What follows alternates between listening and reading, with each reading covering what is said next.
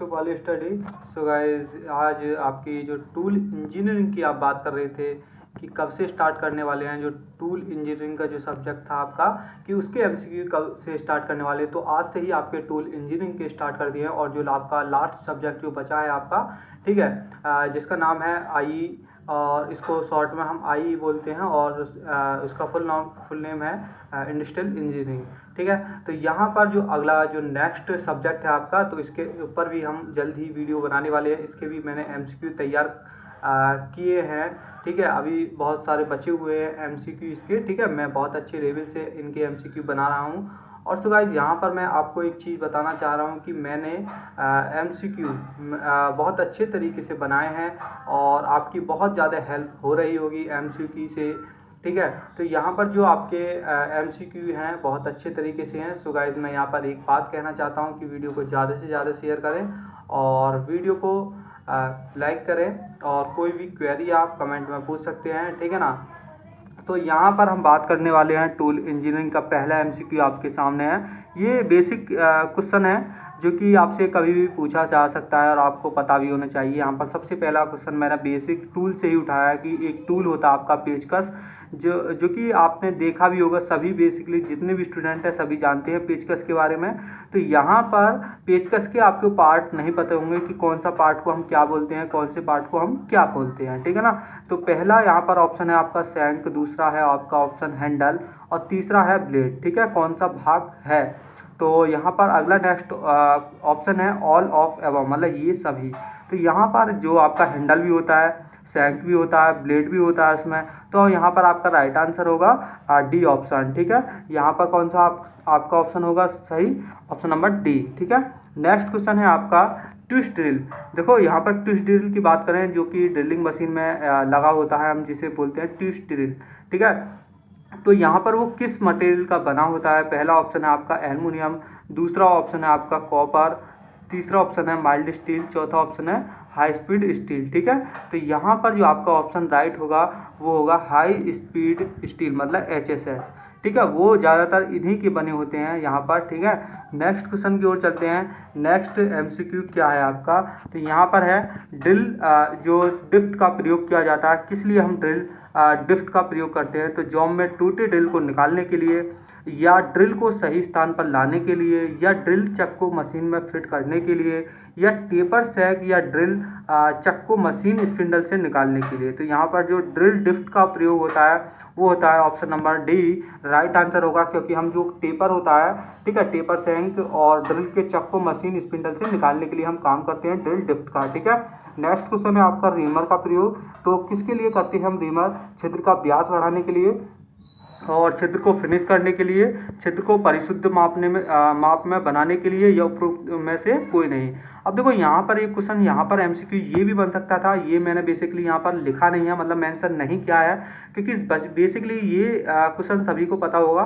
सबसे पहले उस क्वेश्चन को, जिन स्टूडेंट्स को वो क्वेश्चन नहीं आता है, तो उसको अलग से भी नोट कर सकते हैं अपने नोटबुक में, कि यहाँ पर क्वेश्चन ये बन सकता है कि ड्रिल का प्रयोग किसके लिए किया जाता है, ठीक है। तो ड्रिल, जो ड्रिलिंग क्रिया होती है वो किस लिए हम प्रयोग करते हैं, मतलब कि यहाँ पर आपके ऑप्शन हो सकते हैं, 4 ऑप्शन वो दे सकता है। तो वहाँ पर जो आपका आंसर होगा, राइट आंसर ये होगा कि मतलब किसी भी प्लेट में छिद्र करने के लिए हम ये करते हैं, मतलब ड्रिल का प्रयोग करते हैं, ठीक है। तो यहाँ पर देखो, अब यहाँ पर आपका राइट आंसर क्या होगा कि रीमर का हम प्रयोग किस लिए करते हैं, मतलब छिद्र को परिशुद्ध माप में बनाने के लिए रीमर का। इसका आंसर जो होगा क्वेश्चन नंबर 4 का सही आंसर होगा सी ऑप्शन, ठीक है। और नेक्स्ट क्वेश्चन है आपका, जो ड्रिलिंग मशीन में धातु काटी जाती है बाई एक्सट्रूजन और by sharing and extrusion, by sharing and compression. तो यहाँ पर आपका आंसर होगा, राइट आंसर क्या होगा आपका, राइट आंसर होगा यहाँ पर सी, क्योंकि by sharing and extrusion, drilling machine में धातु दोनों तरीके से हम काट सकते हैं, शेयरिंग के द्वारा भी और एक्सट्रूजन। और एक्सट्रूजन और शेयरिंग आप जानते होंगे, आपने पढ़ा भी होगा, ठीक है। यहाँ पर ये बताने की ज़रूरत नहीं है आपको, ठीक है, ये क्या होते हैं। अब नेक्स्ट क्वेश्चन है आपके सामने, स्क्रैप पट्टी से काराखंड को अलग करने के लिए किया जाता है। ऑप्शन है पहला कटिंग ऑफ एंड पार्टिंग, और नेक्स्ट है पियर्सिंग, और पार्टिंग ऑफ नेक्स्ट है आपका कोई नहीं। तो यहाँ पर आपका आंसर होगा 6 का ए, मतलब कि कटिंग ऑफ एंड पार्टिंग हम कहते हैं उसको, ठीक है, स्क्रैप पट्टी से कार्यखंड को अलग करने के लिए। नेक्स्ट है, निम्न में से वह कौन सा ऑपरेशन है जो पट्टी के दोनों किनारों से सामग्री को हटाता है।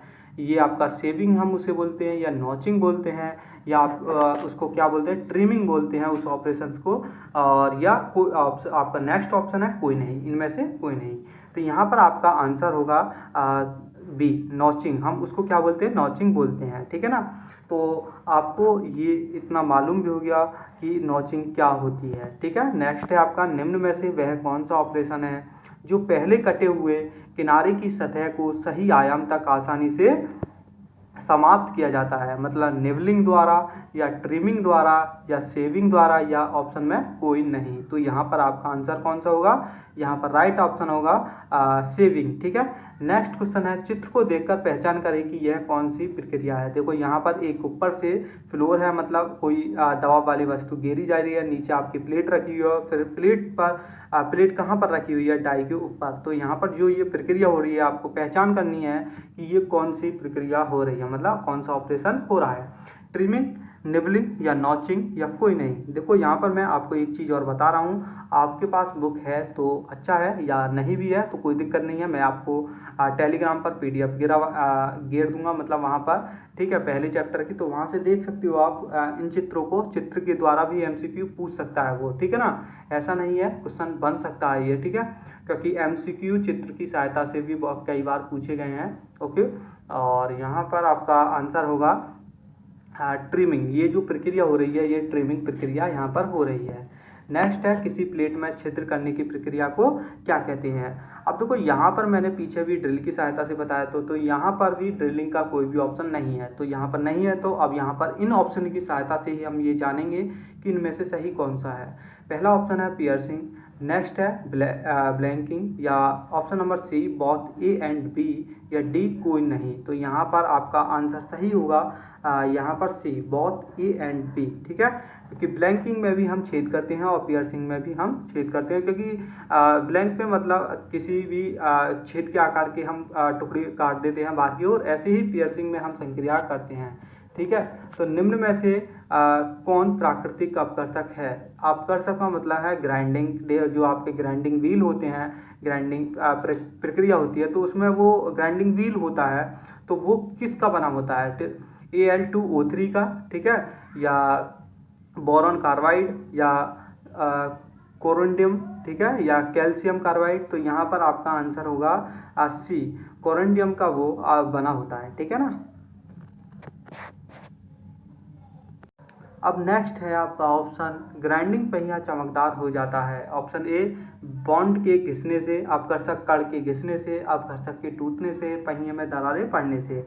तो यहाँ पर आपका राइट आंसर होगा अपकर्षक कण के घिसने से, बी आपका ऑप्शन सही होगा। नेक्स्ट है, ग्राइंडिंग पहिए का जो डेंस स्ट्रक्चर किसके लिए प्रयोग किया जाता है। तो आपका पहला ऑप्शन है कठोर पदार्थ, दूसरा ऑप्शन है भंगुर पदार्थ, तीसरा ऑप्शन है फिनिशिंग कट, या ऑप्शन नंबर डी ये सभी। तो इसका राइट आंसर होगा यहाँ पर ऑप्शन डी ये सभी, ठीक है। नेक्स्ट है, ग्राइंडिंग पहिए के कर्तन में सुधार करने के लिए प्रक्रम को क्या कहते हैं। Option number A facing operation कहते हैं, या option number B turning operation कहते हैं, option number C wheel dressing कहते हैं, या कटिंग ऑपरेशन कहते हैं। तो आपका राइट आंसर होगा यहाँ पर व्हील ड्रेसिंग, ठीक है। तो यहाँ पर option number C right answer. Next question आपका 15 MCQ है, ग्राइंडिंग संक्रिया है। Option number A shaping operation होती है वो, या फॉर्मिंग ऑपरेशन होती है, या सरफेस फिनिशिंग होती है, या ड्रेसिंग ऑपरेशन होता है। तो यहाँ पर आपका आंसर राइट होगा सी, सरफेस फिनिशिंग। अब नेक्स्ट है, पहिए जो ग्राइंडिंग पहिए की गति होती है मीटर प्रति मिनट में साधारणतः कितने से कितने तक होती है, ठीक है, अनुमम। तो यहाँ पर 500 से 1000, 1000 से 1500, 1500 से 2000, 2000 से 2500। तो राइट आंसर होगा यहाँ पर आपका ऑप्शन नंबर सी 1500 से 2000, ठीक है। नेक्स्ट है, किस मिलिंग संक्रिया में तल परिष्कृत बेहतर होती है। एक नंबर एक climbing milling, next option up milling, next option conventional, ठीक है, नेक्स्ट है फेस मिलिंग। तो यहाँ पर आपका राइट आंसर होगा ए क्लाइंब मिलिंग, ठीक है। अब देखो नेक्स्ट ऑप्शन है यहाँ, सॉरी नेक्स्ट एमसीक्यू है आपका, मिलिंग का कौन सा प्रकार है जो उपयुक्त कटर का उपयोग करके अनियमित रूप रेखा का निर्माण करता है? Slab milling, slot milling, cut milling, form milling. तो यहाँ पर आपका राइट आंसर होगा 18 का डी, फॉर्म मिलिंग। ठीक है। Number next MCQ, T slot मतलब टी स्लॉट मिलिंग की जाती है 2 ऑपरेशन में, 3 ऑपरेशन में या 4 ऑपरेशन में या कोई नहीं। तो यहाँ पर राइट आंसर होगा आपका ए, 2 ऑपरेशन में हम टी स्लॉट मिलिंग करते हैं। ठीक है। नेक्स्ट है, कार्यखंड के 2 तरफ एक साथ मिलिंग संक्रिय करने को कहा जाता है? गैंग मिलिंग, क्लाइंबिंग मिलिंग या स्क्वायर मिलिंग या स्टैंडर्ड मिलिंग। ठीक है। तो यहाँ पर आपका ऑप्शन सही कौन सा होगा? यहाँ पर होगा option number D, standard milling. ठीक है। नेक्स्ट ऑप्शन है, शेपर में फीड दी जाती है वापसी स्ट्रोक के बीच में या कटिंग स्ट्रोक के बीच में, कटिंग स्ट्रोक के शुरू में, रिटर्न स्टोर के मतलब स्टोर नहीं, यहाँ पर स्टॉक के अंत में। ठीक है। तो यहाँ पर आपका राइट आंसर होगा डी, कटिंग स्ट्रोक के शुरू में। ठीक है। और निम्न में से कौन सा शेपर का भाग नहीं है? शेपर मशीन आपने देखी होगी। ठीक है। तो यहाँ पर शेपर का भाग कौन सा नहीं है? रैम होता है, टूल हेड होता है क्या आपका? नेक्स्ट ऑप्शन क्रॉस स्लाइड होता है या option number D Clapper box होता है क्या? तो यहाँ पर आपका नेक्स्ट ये जो 22 का बी है, टूल हेड, इसका भाग नहीं होता है। ठीक है। नेक्स्ट है, शेपर में प्रयुक्त होने वाला टूल होता है multi point, single point, 2 point या नन ऑफ दिस, इनमें से कोई नहीं। तो आपका ऑप्शन कौन सा होगा? Option number B, single point. ठीक है। देखो यहाँ पर मैं बात करूँ जैसे कि आपकी कोई शेपर, स्लॉटिंग और यहाँ पर, ठीक है, आपका शेपर हो गया, प्लेनर हो गया, स्लॉटिंग मशीन हो गया, इनके जो टूल होते हैं वो सिंगल पॉइंट होते हैं। इनको याद रखना, इनमें से क्वेश्चन पूछा जा सकता है। ठीक है। नेक्स्ट क्वेश्चन है, निम्न में से वह कौन सा ऑपरेशन है जो स्लॉटिंग मशीन पर नहीं किया जाता है? चाबी घाट slotting, dovetail slotting, gear cutting, thread cutting. तो यहाँ पर आपका राइट आंसर होगा यहाँ पर 24 का डी, मतलब थ्रेड कटिंग। ठीक है। तो यहाँ पर आज आपके लिए इतना ही काफ़ी है, तो इतने की प्रैक्टिस अच्छे से करें 24 की। ठीक है। 24 एमसीक्यू मैंने आज आपको बना कर दिए हैं और इनकी अच्छे से प्रैक्टिस करना। और ठीक है, तो नेक्स्ट वीडियो में मिलते हैं और इनको जल्द ही हम समाप्त करेंगे टूल इंजीनियरिंग को, क्योंकि जो आगे आपका नेक्स्ट चैप्टर है, ठीक है, कटिंग टूल के नाम से इसमें कुल मिलाकर आपके 4 चैप्टर दिए हैं। ठीक है, टूल इंजीनियरिंग में, और आप जानते हैं तो इसको जल्द ही समाप्त कर लेंगे हम। ठीक है, क्योंकि नेक्स्ट वाला जो चैप्टर है उसमें से कम 50 से 60 के बीच एमसीक्यू बनेंगे और ज़्यादा भी बन सकते हैं। देखो मैं बात करूं एमसीक्यू, तो एमसीक्यू को हम कितना भी बना सकते हैं, एक चैप्टर से ही हम लगभग 100 से 150 के बीच बना सकते हैं। लेकिन हम क्या करेंगे इतने सारे एमसीक्यू का? आप सबसे पहले क्या करना है, आपको एमसीक्यू की तैयारी भी कैसे करनी है। ठीक है, ऐसा नहीं है कि इनमें से ही सभी पूछा जाए जो मैं करा रहा हूँ। हो सकता है कि इसमें से 10% या 50%, ये भी हो सकता है कि 90% पूछा जाए मेरे पढ़ाई हुए से।